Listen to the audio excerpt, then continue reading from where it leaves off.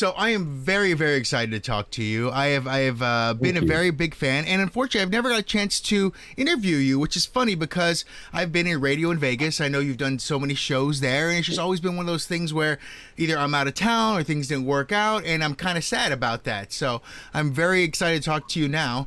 And when it comes to comedians, the first thing I have to... It only took the end of the world to... It only took the end of the world. Well, this was always going to happen. We're always going to confine ourselves and cuddle together and just wait for the explosion, I think is really where the end of the world was going to come in. What I've been doing is asking comedians, how have you been handling not going on the road? Not having that outlet, and more importantly, what are you doing with this time now where you're like, okay, this is all I've worked for. I guess I can enjoy my house. I guess I can enjoy my family. I can enjoy these things without having to go somewhere. It's tough, but it's just the unknown factor of like if what's going to happen when you get back together, and like, you know, this whole idea of working in drive-ins isn't exactly the most exciting thing to do.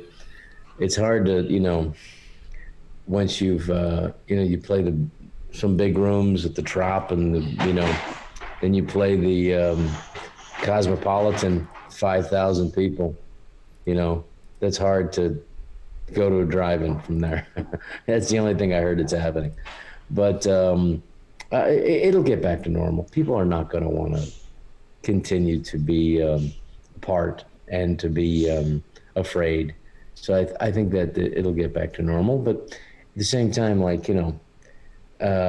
it's been great to be at home with my kids, and they're little kids, so that's been unbelievable. You can watch them grow, and I mean, literally like overnight. And so in that way, it's been good. But I got to get back to work. They're sick of me. I think so. I think they're sick of me. They're waiting for Daddy to leave, I guess, is what, right? So we can all relax and breathe a little bit easier. Yeah. Get the TV back. Actually, I was going to ask, how does one prepare to attack a drive-in stage? How would you think that would work out exactly, where you'd be like, okay, this is how I'm going to plan to look at every, hood ornament out there, they're the eyes, or what's the plan? People stay in your cars. People step out of your car. I mean, I don't even know. I mean, I am going to do one of these gigs with David Spade in a couple of weeks in Ventura. And there's like 700 cars, 5 people per car, and they can get out of their car. I don't know. What do they do if they like your joke? Do they go, eh? I mean, I don't know. But it's like anything else. It's just another, it's another page for your book, I guess. And I have a lot of jokes that I think of, but you don't have time or any place to practice them. But it's just going to be something else. I mean, it has to get back to normal. I mean, this is not the only time we've had, a world emergency. There's been world wars that people have gotten back to normal before. So right. This is clearly not as big a deal as World War II, World War I, Vietnam. This isn't the same thing. Right. Well, unfortunately, with this generation, it's the end of the world, and life is hard. We have internet and food and everything, but life is still very hard. So it's one of those things serious. Where this generation is probably trying to fall on their own sword a lot. So it is different because they do feel. I mean, I do get the feeling like younger people. I hate to be one of the old people saying this, but like, trust me, when I say it too, I feel bad about being that old to say it. But yes, younger people, they have to really think about everything, every utterance, as who they are as human beings. Where you were allowed to be an idiot when I was a kid. You were allowed to say stupid things, and there was really no repercussions except from your immediate people in the coffee shop or wherever you were. So. It is different. It is very different. It is different because no one knew about it instantly. Like unless a reporter wanted to come out with a cameraman and a newspaper article about the stupid thing you did. But now there's a camera every which way to capture that moment and send it out to the rest of the world, tagged with your name and your face. So that's one difference. There's that element of global shame, and there is the appearance that it's a lot of people when it's just a few people.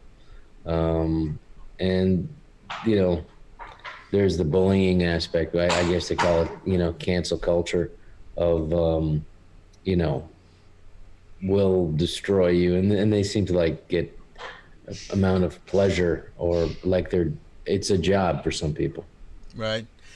Well, one thing I do hope is when you do this drive-in, you bring back some of the announcer voice kind of fun stuff too, because I mean you're in their cars essentially. I remember buying comedy albums just for audio sake only, with little bits and skits and stuff like that. I mean, Adams was one of the ones I remember buying, and you could buy. I bought Carlin and Cosby and all those people, which they're just different. I know those are my first albums, Cheech and Chong. Yeah. I mean, the drive-in sketch of Cheech and Chong, and then, the class clown, George Carlin, and Richard Pryor's albums, which I still have. I mean, he was incredible. We're all stealing from Pryor to this day, even in the drive-in. So, for sure. And I can't wait to get back to Vegas, so back to normal performing. Well, and that's going to be the thing, too. When you were preparing this special, I'm sure you never thought it would come out in a quarantine world. When you have, I mean, I was hoping. Yeah. Oh, yeah. I'm sure. Well, I mean, you have this huge audience. You have music. You have, all these things happening on your stage right now, which now it's comedy, but it's also a little forlorn as well. We were like, remember those days? Remember when we can go out and enjoy Rob on the stage and just kind of look at each other and chuckle? So, what has that been like when you figured out that my Netflix special is going to be in this world? But on the bright side, there's going to be so many more eyes who get to see it now because, they're stuck shot inside. It February 29th, literally like 8 days before the world shut down. And I was able to edit it. You could do things remotely now. And so it's just the timing of it was pretty good. So I'm excited about it. And it's just a not political stand-up routine that has some, basically the best parts, I think, are the stories and my daughter at the end. And I think people have a good laugh. I think it's about entertainment. I mean, that's the thing that you learn about being in Las Vegas and performing in Las Vegas, that people just want to be entertained. They want to go out and have a good time, forget about their life for a while and their problems, and just sit back and laugh. And that's why I always admired the old guys. I literally was up till 3:30 in the morning last night watching the documentary about Frank Sinatra. I mean, just like he was an entertainer, and just what a life, and what a world. When I went to Vegas the first time, I wore a suit. We made sure we went to a nice bar. I got a Zambuca. I mean, I tried to do as much Rat Packy stuff as I could at that time, not knowing how much of a schmuck I looked in comparison, in these days. But what are you going to do? One thing about the special I really loved was how personal it was for you and how much your history and, I can almost hear the growth in a lot of your comedy now, too, when it comes to Asian Mama, Mexican Kids, talking about where you are in your life now. But you can also hear kind of where you came from and the things you had to kind of endure or enjoy along the way to get here. So what was your thought putting together this set? Well, I think as you get older, I think the fears go away. When you hit 50, it's not like, if you haven't accomplished what you were trying to set out to accomplish, to at least a certain point, you can't hold back anymore. I mean, I don't think I think I want to be as honest as I can and get people to get a glimpse of who I am as a person. And I think I was able to do that, and very personal stuff in this, to be honest with you. And I wanted that. So in a weird way, I mean, if I had to plan it all over again, I'd do exactly the same. Because, if this is the last time I ever perform anywhere, I want it to be personal and meaningful. To me, it's for my family, we're all on stage at the end. It's like a postcard, to people saying we love you, a Valentine's if it is. And I think I'm grateful that I've been able to be in this business as long as I have, and to be able to perform in movies and TV, and then the last 10 years really performing live and all over the world. It's been very interesting and beautiful. I mean, because by the time I had like a half hour of stand-up, I started out as a stand-up. Most people don't even know that. So I want people to know this is where I started, And I got back into it about 10 years ago after working with Chris Rock and his talking me about it every day. And he told me, you could be the best at this, so do it. And it's kind of hard to not listen to Chris Rock, Right. So eventually I got back into it, and he gave me a big hug, and I hope I make him proud with this. And it's been a great, Adam Sandler was always in my ear too about it.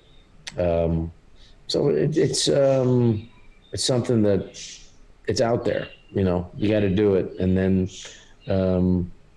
you can't help but reveal pieces of yourself when you're talking for an hour, Well, and that's the beauty of this too. I mean, like as you mentioned, you brought your family out at the end, and then singing with your daughter as well. I mean, I didn't know what it was. I just said, it'll be fun. Let's figure out what we can do. And she, you picked the song, and I think she picked the song she knew I would know.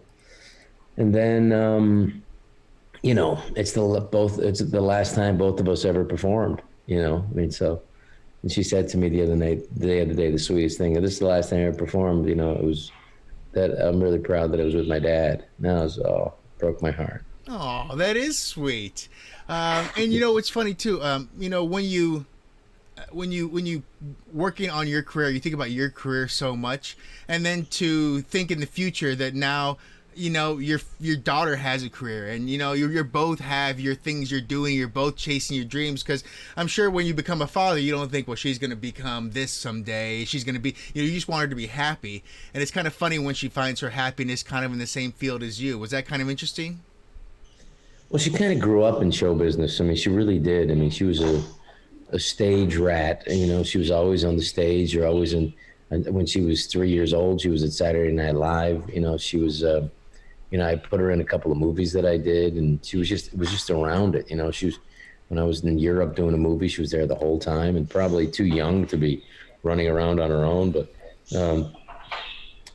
so she wanted to find her own way, and I totally understand she changed her name because being that everywhere you go, you're every time you hear the name, it's like you're Rob Schneider's daughter, and the cool thing is now I'm El King's dad, so I think she got the revenge there. Well, and that's the thing. Now you have a younger demographic thanks to her. I think is where the goal is there too, right? Yeah. And talking about growing up and all these things, I was actually, after I watched your special, I was like, I got to watch a Rob movie. And I was trying to figure out which movie to go back to. And it was almost going to be Necessary Roughness, just because I liked that scene there. But I actually went to Surf Ninjas. I only worked like a day on that movie. I know, but it's still one of the things that's in my head. I still say it when rain comes down hard, like everything's game in a monsoon. Like I still say that line. Well, at that time, I just want to make it. You really going to put me in a movie? At that time, it was like, okay, man, am I going to get paid cash? I mean, I really didn't even know how movies worked. Well, and that's why I bring up Surf Ninjas, because you were so young with just this whole idea of ninjas and the comedy and the trio with you and Ernie Reyes and all that stuff was just, to me, that was a part of my youth, and I loved it. I still remember that movie. I don't know vividly. That movie still. I don't know how I feel about that. It was a. They didn't even show me the script. They basically said, "We're going to be going to Thailand. Don't you want to go to Thailand?" And I was like, "Yeah, I'll go to Thailand." We're making a movie there, and so a lot of the stuff was just ad-libbed, and so the kids really like it. And I think that there's this nice, unobjective way of looking at things without, right? I guess without a critical eye, which is beautiful as a kid. Yeah. So I'm sure if you look at it now, you go, "Oh, I don't know." I mean, I remember one of the things I remember the most is we didn't have any money to do this boat shot. So we just had some Thai artist draw a picture of a boat. And then they cut to us, not inside a boat, but looking like we were in a boat. So, Right. But anyway. Well, I have to ask too, please tell me that Leslie Nielsen was cool, meeting him and being around Oh him yeah. was. Well, that was the best part for me was Leslie Nielsen was like a beautiful guy. I mean, also just being in a movie with like being, in the same, you know, room with Leslie Nielsen. He had this little fart machine that he would take with him everywhere, like, and just everywhere, and just whenever you were talking. And he was lovely. And I remember him when I was a kid being in serious movies because he was a dramatic actor before he jumped over to do Airplane. And he really was, and he treated comedy the way you should, which is dramatically, and he was wonderful. And I remember the thing I remember most about him was he had this beautiful white suit. We flew together on the plane, and I said, Mr. Nielsen, hi, I'm Rob. I'm an actor. I'll be working with you in this movie. He said, nice to meet you, young man. I said, that's a very lovely suit you have on. Where'd you get that? He said, on my last picture. And I like, what? Said, well, how did that happen? Well, it's in my contract. I get to keep all my wardrobe. And I said, oh my goodness. So I called my agent. Hey dude, how come you didn't have that in my contract? So. So are there Surf Ninja clothes somewhere? Is there, you're saying they're in a box somewhere in a closet? After that movie, I put that in my contract, and then I have way too much crap from the 50 movies I've done. The Leslie Nielsen clause. That's fantastic. I look back at that. Like I said, I just watched it last night, and to put Leslie Nielsen with all that robotic stuff over his face was a crime because he still got the comedy out, but you're covering the man's face. That's his gold right there too. So I know we almost killed him because it was about 115 degrees in Thailand, and we put him in a bear suit. They designed the costumes in Los Angeles for a movie this summer in Thailand, and we had to do it in the summer because that's the time I had off. But anyway, it was what it was. True enough. One thing I do remember too, like I said, there's a lot of points where your films and your roles kind of were just points in my life as I'm moving along. And one of the ones I remember very much was Judge Dredd, actually. I remember Judge Dredd, and more importantly, I actually remember the behind the scenes about the green screen. When green screen was so new, it was this brand new, huge thing that was everywhere. I don't know how new it was, but it was definitely. It was 95, so green screen. I remember seeing the behind the scenes with green screen everywhere, and to me, I guess it was new. I mean, what was your first time working with green screen in this whole world, or was it just the whole opportunity to be in a huge? I just remember how advanced it was. Like, this is very high tech, and and it was amazing because it was great to just be working with a movie star, a real movie star, like with Rocky, with Rambo. I mean, it was to me. The movie that I did Demolition Man with him, and we had a couple of fun scenes together, and it was just great. I mean, it was just to be on set, be with a legitimate, huge, biggest star in the world kind of actor was incredible. I mean, it was just. I mean, I learned a lot. Right. And that's what you look forward to. I mean, to go overseas, make a movie, and I don't know. It was one of the greatest times in my life. Did you find it funny during quarantine that the whole 3 seashell thing came out really big? Was where toilet paper was, of course, hard to find, and so everyone was sharing 3 seashell memes everywhere when it came to Demolition Man. I know. That was like for about a month. It was everywhere. I know. Do people still ask you how the 3 seashells work? Yeah, you take the 3 seashells, you lift it up, and the toilet paper comes out. See, well, that's the way you have to go with that. I want to ask. It's been it's almost, I think it's been 30 years since you were on SNL. Do you still remember that first stepping into that room, the writer's room, or the error? Do you remember that feeling or those? I remember they gave me way too much responsibility. I had way too much responsibility. Like literally, like the first day I was there, they're like, go help write the monologue. And I was like, what? And then I realized later, it's like, no one wants to write the monologue. It's like the shit duty. And, but I was happy to do anything. I was happy to do anything. So that was a dream. I mean, Lorne Michaels is a dream maker, and it really was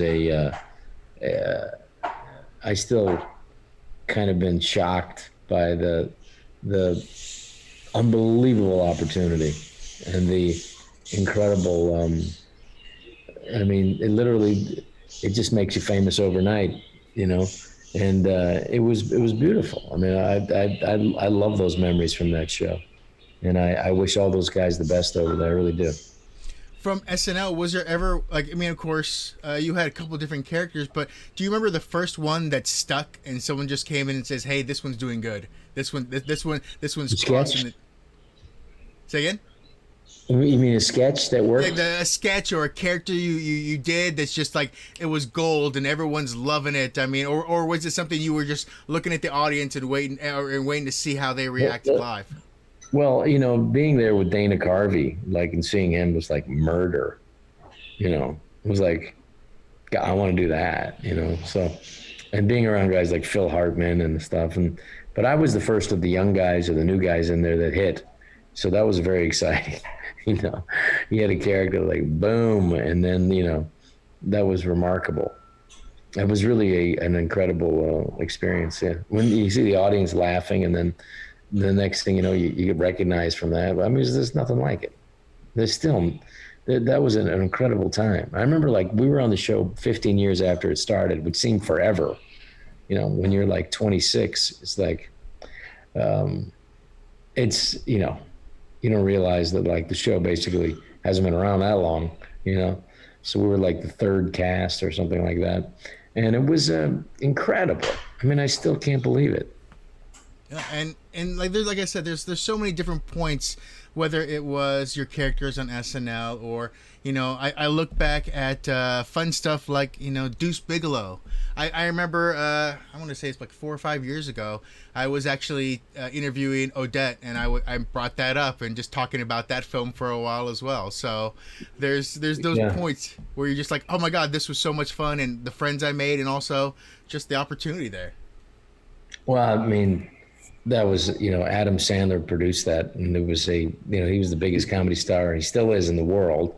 And he said, write a movie. If it's funny, I'll produce it. If it's funny.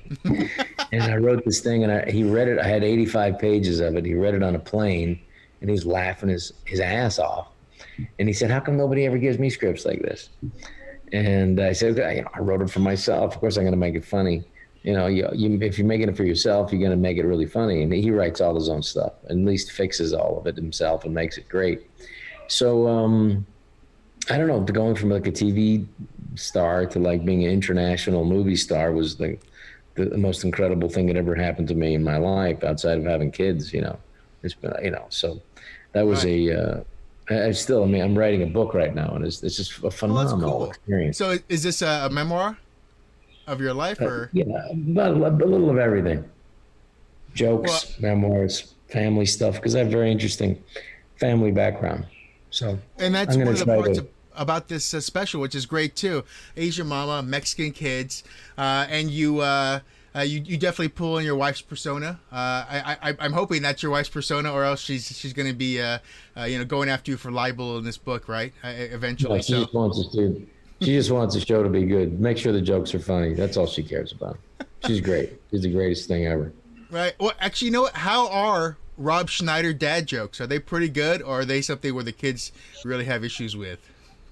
No, they're just starting to be able to understand sarcasm. I have a 7-year-old, and she's just starting to get when I'm joking. It's really frustrating when it's 3, 4, 5. She has no idea. Right. My 3-year-old gets it. Right. You know, she gets the premise. That's what counts. She the gets subtleties. Well, you know, Netflix coming up the 11th. You know, I'm so excited for everyone to watch this. It's a fun special, and I hope you had as much fun making it as it is to watch it. You know, get a chance to be in front of that crowd. Like you said, it was the last performance for you to be on stage, as well as your daughter. So it definitely has a standpoint for you, and something that is most memorable. I appreciate it, and I hope people will watch it with their family. There's a couple of bad swear words in it, but I think they can get over that. And it's something that everybody can watch and laugh and have a good time. And thank you for your time, Derek. I appreciate it. It's my pleasure. Thank you so much, and have a great day, everyone. Asian Mama, Mexican Kids comes out the 11th. Thank you. August 11th. August Next 11th. Tuesday. Next Tuesday. That's correct. All right, buddy. Thanks again. Take care.